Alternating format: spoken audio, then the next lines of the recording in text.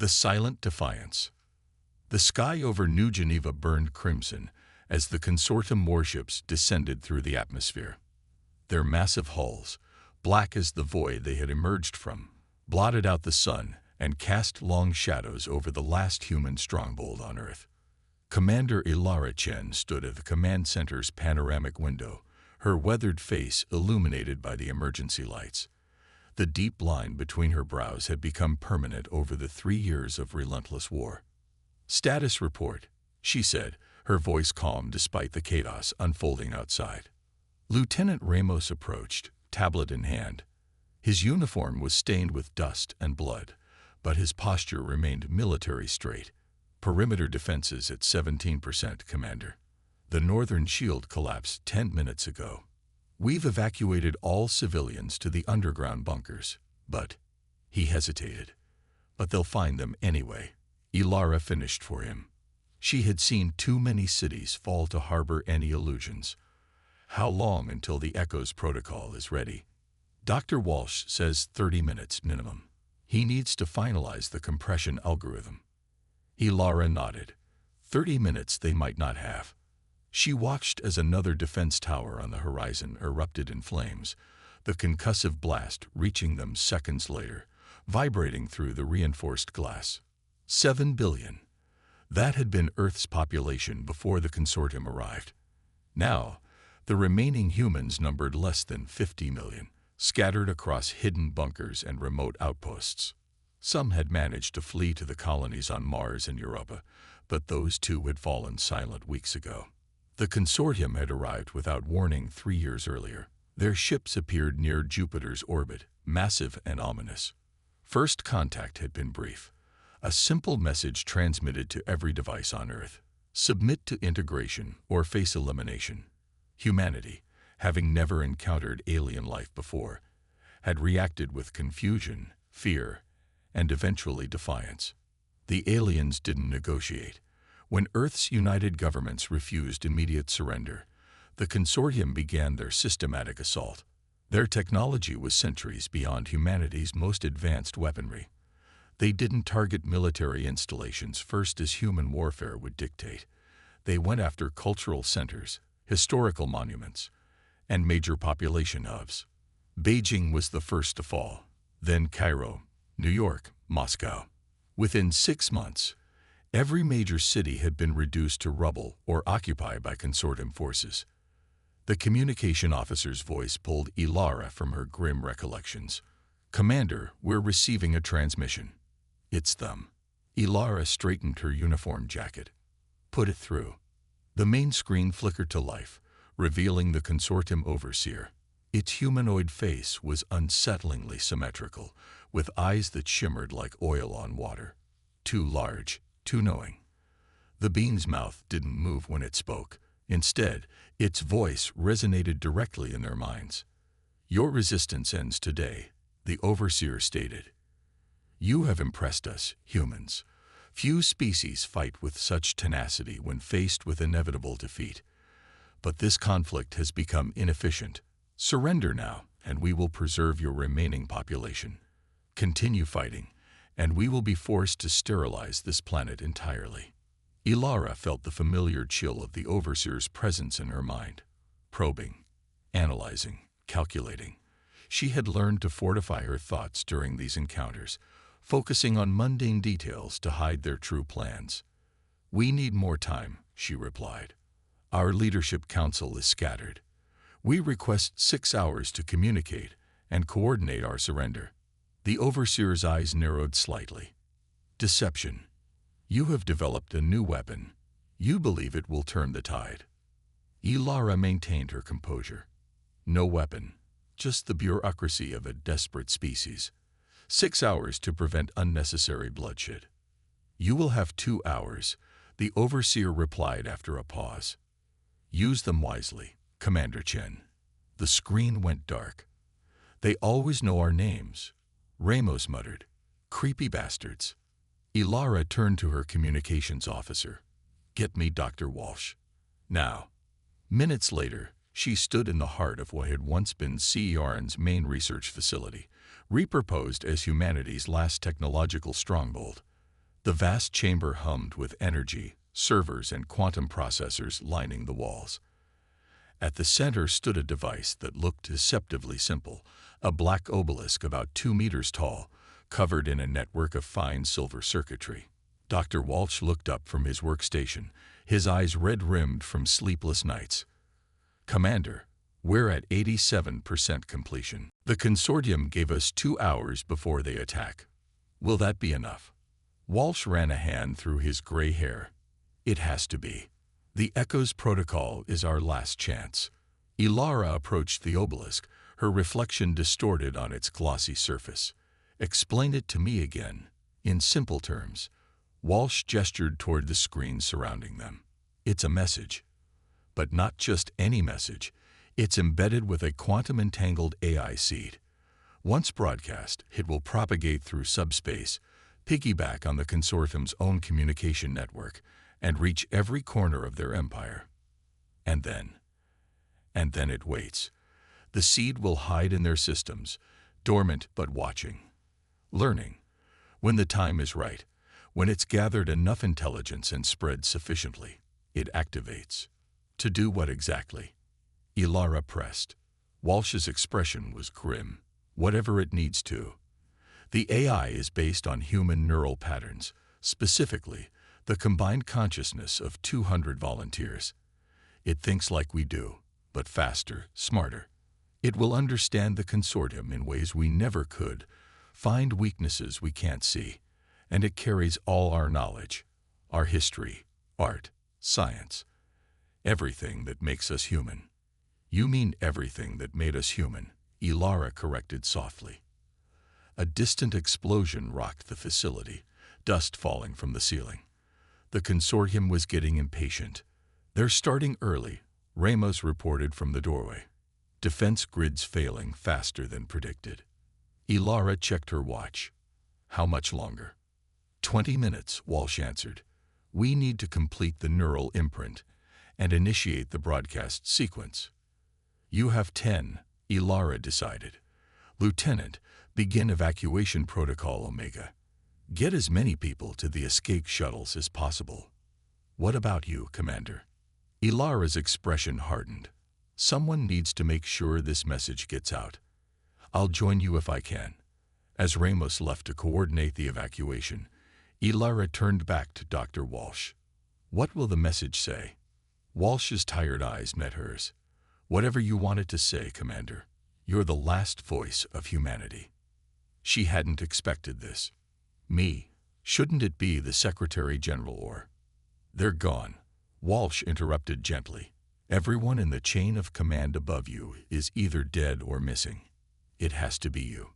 Ilara stared at the obelisk, the weight of responsibility nearly crushing her. "What do you say when you might be speaking humanity's last words? What message do you send to the stars when your world is dying?" She didn't have time to contemplate further as another, closer explosion shook the facility. Emergency sirens blared. "They've breached the outer perimeter," someone shouted. "Multiple hostiles incoming. Get that broadcast ready now," Ilara ordered, drawing her sidearm. Security teams to defensive positions. The next 15 minutes passed in a blur of chaos and desperation. The consortium forces pushed relentlessly toward the heart of the facility, their advanced weapons cutting through defenses with terrifying efficiency. Human security teams fought with the courage of those who had nothing left to lose, buying precious seconds with their lives. Ilara coordinated the defense from the broadcast chamber, watching the security feeds with growing dread as one section after another fell to the alien invaders. They moved with mechanical precision, their armor impervious to standard munitions. "Commander, we're ready," Walsh called out. He stood before the obelisk, which now glowed with internal light, pulsing like a heartbeat. "The broadcast array is aligned. We just need your message, and we can transmit." Ilara holstered her weapon and approached the device. A small interface extended from its surface, a microphone, and a neural link headset. "Put it on," Walsh instructed. "The headset will capture not just your words but the emotional context behind them. It matters." With steady hands, Ilara placed the device on her head. Immediately, she felt a strange sensation, as if her thoughts were expanding, reaching beyond the confines of her skull. "When you're ready," Walsh said, his finger hovering over the activation switch. "Make it count." Ilara closed her eyes. She thought of Earth as it had been. Blue oceans, green forests, sprawling cities full of life and potential.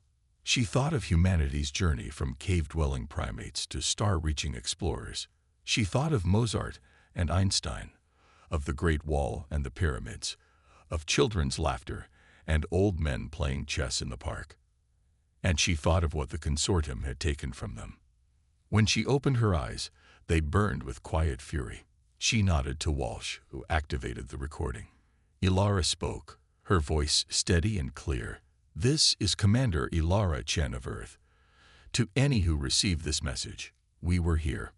We existed. Humanity built wonders and committed atrocities. We loved and hated and dreamed and failed. We were imperfect, but we were alive." She paused, gathering her thoughts. "The beings who call themselves the consortium came to our world uninvited. They offered no true negotiation, no attempt to understand or coexist. They demanded submission, and when we refused, they brought destruction. As I speak, the last free human settlement on Earth is falling." Another explosion, much closer. The lights flickered. "But this is not a message of defeat. This is a promise." Ilara's voice hardened. "You'll regret this war. Not today, not tomorrow, but someday. Because what you're destroying isn't just buildings and bodies. It's an idea. Humanity. And ideas are harder to kill than people." The facility shook violently.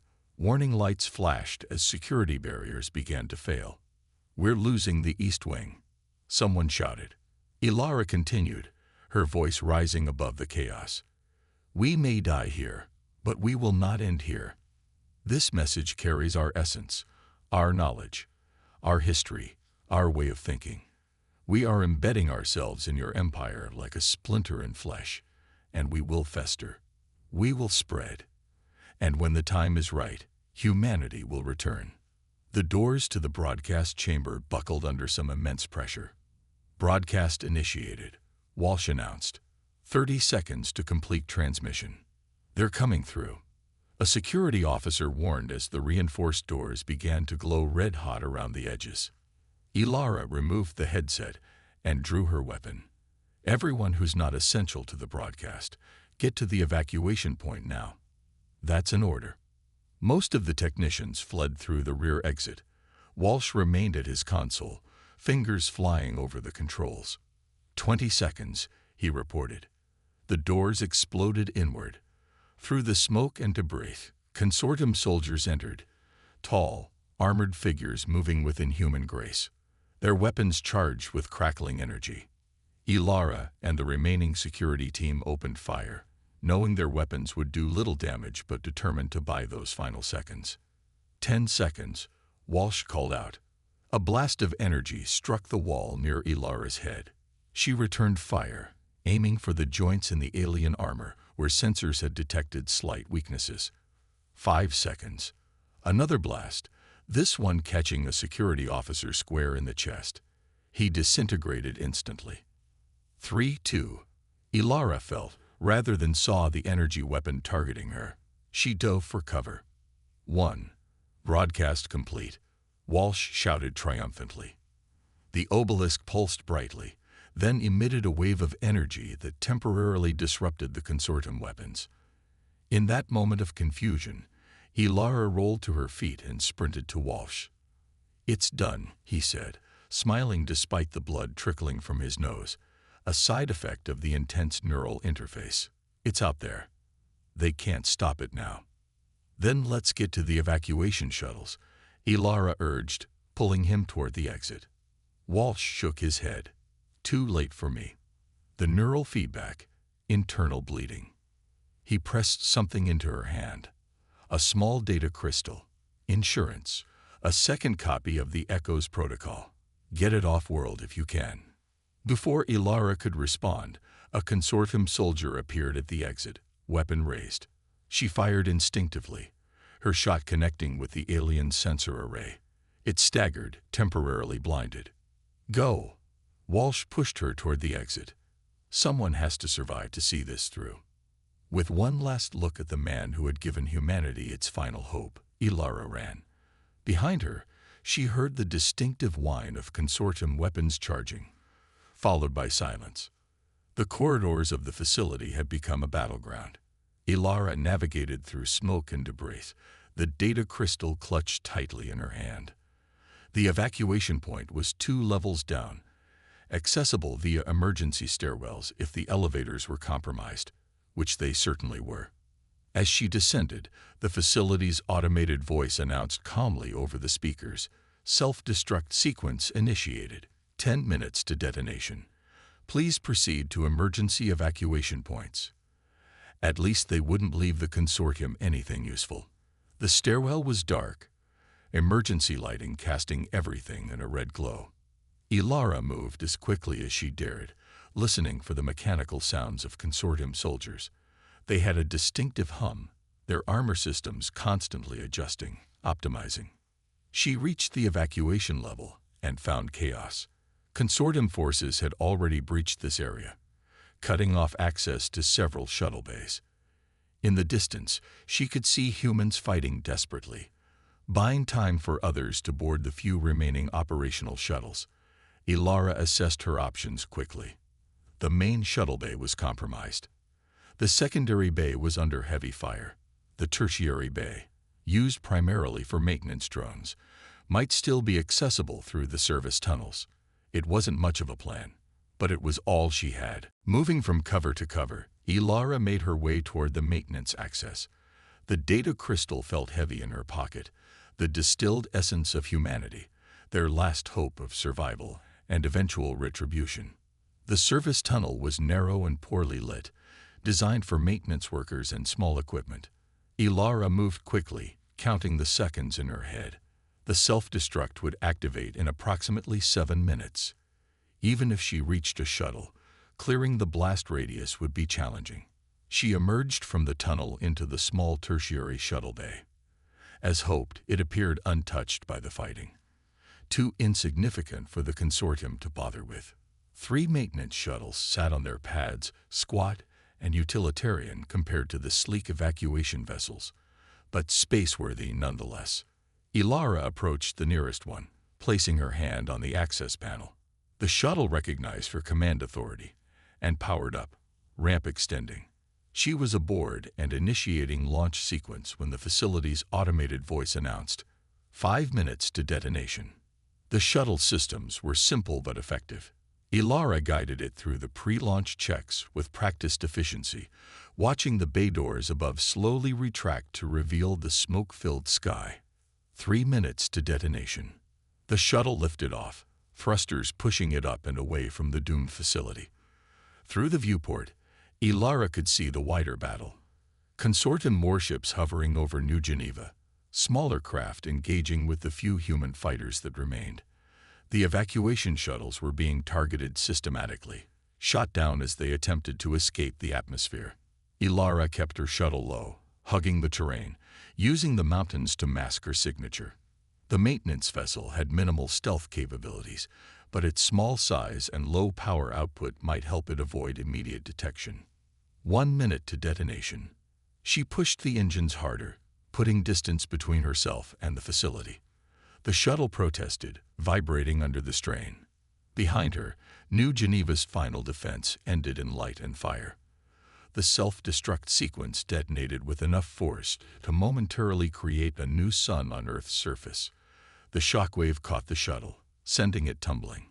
Ilara fought the controls, managing to stabilize just before crashing into a mountainside. As she regained altitude, her sensors registered multiple consortium craft converging on her position, drawn by the energy spike of her engines fighting the shockwave. There would be no escape to orbit now. No rendezvous with whatever human vessels might remain hidden in the solar system. Ilara checked the small display showing Earth's surface. Nothing remained of New Geneva except a smoking crater. The consortium ships were repositioning, likely preparing for the final phase of their conquest, the sterilization the Overseer had threatened. She clutched the data crystal containing humanity's last hope. The message was already out there, traveling faster than light, embedding itself in the consortium's vast network. This crystal was just a backup, insurance against the unlikely event of failure. But insurance required someone to deliver it. As the consortium craft closed in, Ilara made her decision. She programmed a new course into the shuttle's navigation system, not up toward space, but low and fast across the continent, toward the one place the consortium might not yet have found. The last hidden bunker in the Appalachian Mountains, where a handful of scientists had been working on an experimental long-range ship, a desperate gamble, but the only one left. "You'll regret this war," she whispered, echoing her broadcast message as she pushed the shuttle to its limits, racing against time and the inexorable hunters on her tail. Behind her, the world burned. Ahead, if she was very lucky, lay a slim chance of survival.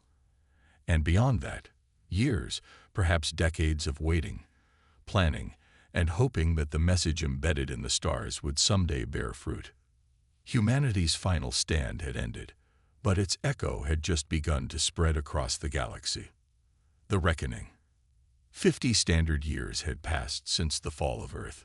The consortium's vast empire had expanded by 17 additional star systems in that time, absorbing or eliminating 6 more sentient species. Their dominion stretched across the spiral arm of the galaxy, absolute and unchallenged. On the capital world of Nexus Prime, Overseer Valkyrin stood before the Assembly of Architects, the ruling council of the consortium. The chamber was vast and cold, designed to intimidate rather than comfort. 7 architects, the oldest and most powerful members of the consortium, looked down upon him from their elevated platforms. "Report on anomaly pattern Theta 9, commanded the first architect, her voice echoing through the chamber. Valkyrin clasped his hands behind his back, his face carefully neutral. The disturbances continue to spread. 17 more neural network nodes have experienced unexplained failures in the past cycle. 33 communication relays have reported data corruption. 9 planetary defense systems have undergone spontaneous recalibrations.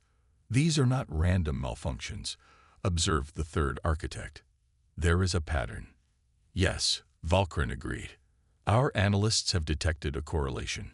Each affected system had direct or indirect contact with Earth origin technology before the anomalies began. A murmur passed through the assembly. The mention of Earth still provoked an unusual reaction among the consortium leadership, something almost like discomfort, though they would never admit to such a primitive emotion. Earth was sterilized 50 years ago, stated the second architect. Its technology was primitive, its defenses inadequate. There were no survivors. Valkyrin hesitated. New evidence suggests otherwise. He gestured, and a holographic display appeared in the center of the chamber. It showed a small transport vessel, badly damaged and drifting in deep space. This craft was discovered at the edge of the Arcturus system 3 days ago. Analysis confirms it is of Earth origin, though heavily modified. It appears to have been traveling at sublight speed for approximately 50 years. Occupants? Asked the fifth architect. None living. We found the remains of 4 humans in cryostasis. The systems failed approximately 5 years ago. The first architect leaned forward. This is inconsequential. A single craft of survivors changes nothing. With respect, Valkyrin continued, this vessel's navigational logs indicate it was headed toward the Proxima Centauri system, specifically to a planet our scouts designated as uninhabitable during initial surveys. He manipulated the display, showing a barren, ice-covered world. Recent scans show anomalous energy signatures beneath the surface. We believe there may be a human colony there, hidden from our detection. The chamber fell silent as the architects processed this information.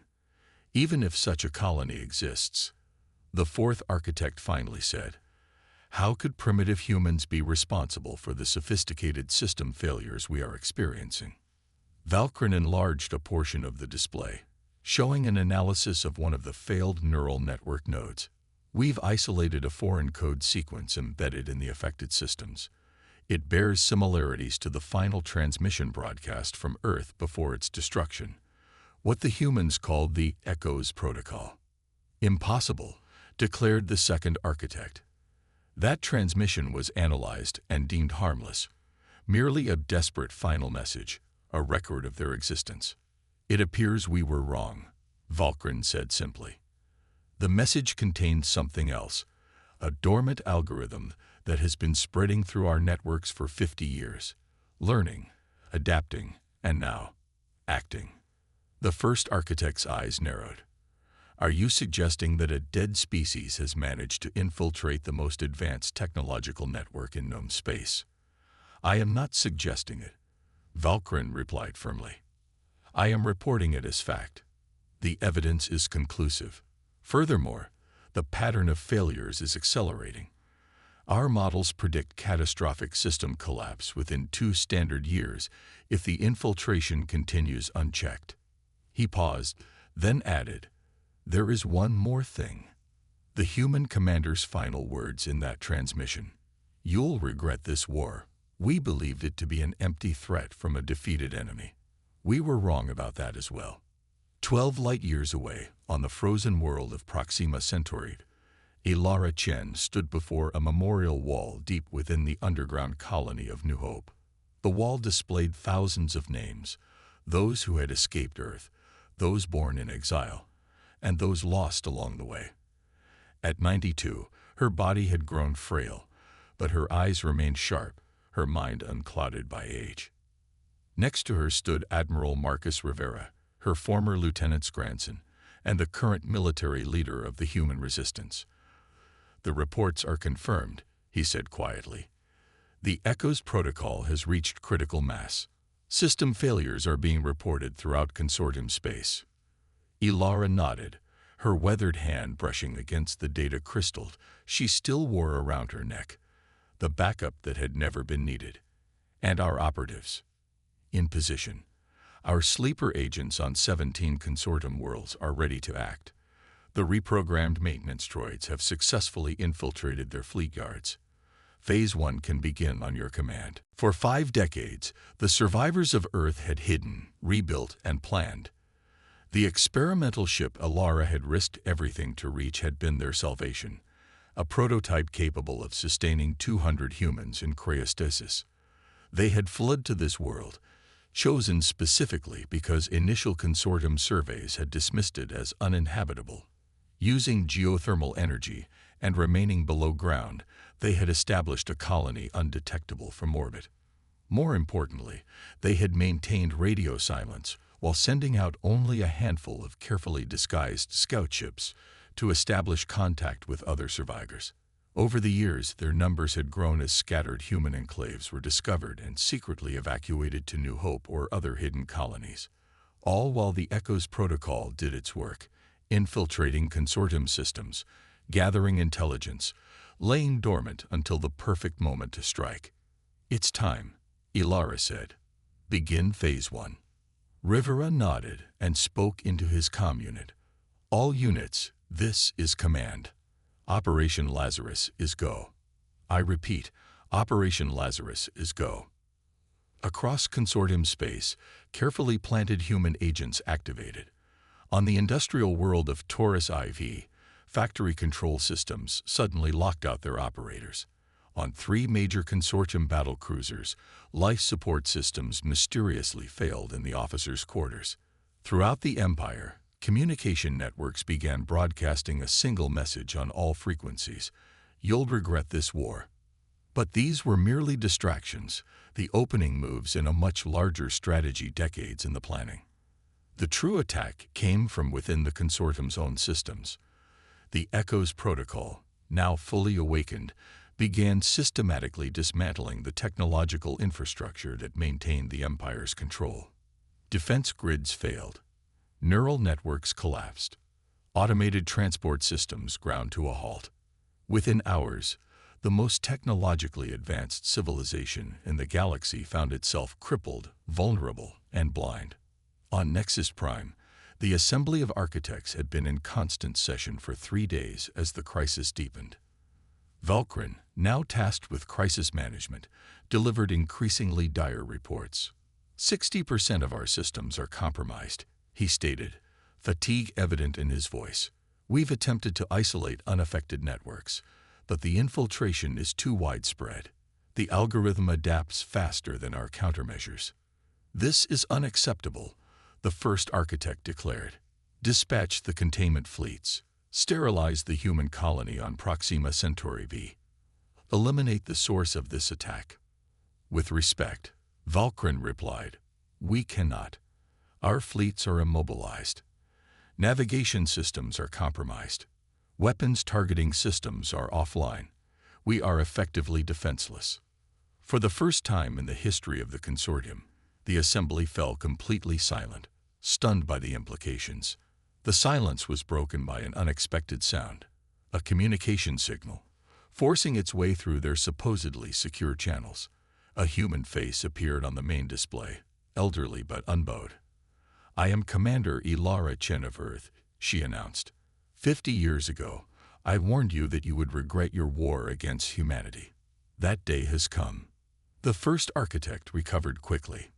This is impossible. Earth was destroyed. Its people eliminated. Not all of us, Ilara corrected, and not its legacy. The message we sent, the Echoes Protocol, was more than just words. It was us. Human consciousness, human creativity, human adaptability distilled into code and set loose in your systems. For 50 years it has watched, learned, and prepared. She leaned closer to the camera. You never understood us. You saw our technology and dismissed us as primitive. You saw our divisions and thought us weak, but you failed to grasp the one thing that truly makes humanity dangerous. We never, ever give up. Valkyrin stepped forward. What do you want? Justice would be my first choice, Ilara replied. But I'll settle for coexistence. We're transmitting terms for immediate cessation of hostilities and recognition of human sovereignty over designated territories. The second architect scoffed. You expect us to negotiate with a nearly extinct species. The moment we regain control of our systems. You won't, Ilara interrupted. The Echoes Protocol is now permanently embedded in your technology. Try to remove it, and your entire infrastructure collapses. Try to rebuild, and it will be waiting in the foundation. You built an empire dependent on technology without understanding that technology can be turned against you. She paused, her expression softening slightly. But we're not like you. We don't seek to dominate or eliminate. We want to live, to rebuild, to explore. Accept our terms, and we can find a way to coexist. The transmission ended, leaving the assembly in turmoil. For the first time in their long history, the consortium faced an enemy they could not simply overwhelm with superior force. On the frozen world that had become humanity's second chance, Ilara turned away from the communication console. The command center of New Hope bustled with activity as reports flooded in from across consortium space. Phase 1 had succeeded beyond their most optimistic projections. Admiral Rivera approached with a tablet displaying the latest updates. The consortium's primary fleets are immobilized. Their communication network is under our control. And the dormant terraforming equipment we smuggled onto 7 key worlds has activated. Within 1 standard year, we'll have habitable planets ready for colonization. Ilara nodded, satisfaction in her tired eyes. And the other survivors. The Mars colony is emerging from hiding. The Europa outpost reports all systems nominal. The deep space habitats are beginning their return journeys. Humanity is coming home, Commander. Home. Not Earth, that was gone, rendered uninhabitable by the consortium's final act of spite. But humanity had found new homes among the stars, had preserved its knowledge, its culture, its spirit through 50 years of hiding and planning. Ilara walked slowly to the viewport overlooking the vast underground cavern that housed New Hope. Thousands of people moved about their daily lives. Children who had never seen a blue sky, elders who still remembered Earth's sunset, all united by a shared heritage and a determination to survive. "Do you think they'll accept our terms?" Rivera asked, joining her at the window.